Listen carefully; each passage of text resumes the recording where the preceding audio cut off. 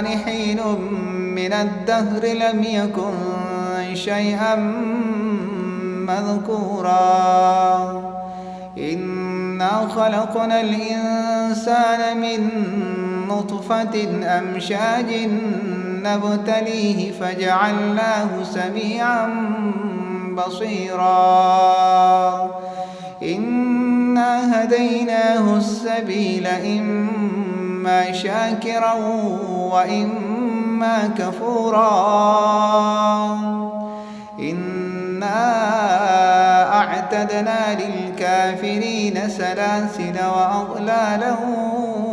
وسعيرا إن الأبرار يشربون من كأس كان مزاجها كافورا عينا يشرب بها عباد الله يفجرونها تفجيرا يوفون بالنذر ويخافون يوما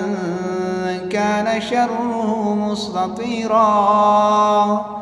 ويطعمون الطعام على حبه مسكينا ويتيما وأسيرا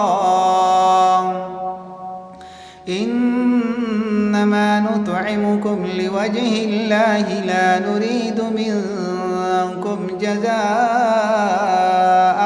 ولا شكورا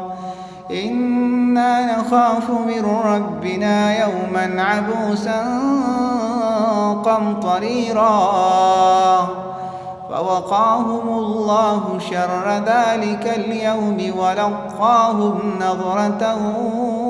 وسرورا وجزاهم بما صبروا جنة وحريرا متكئين فيها على الأرائك لا يرون فيها شمسا ولا زمهريرا ودانية عليهم ظلالها وذللت قطوفها تذليلا ويطاف عليهم بآنية من فضة وأكواب كانت قوارير من فضة قدروها تقديرا ويسقون فيها كأسا كان مزاجها زنجبيلا عينا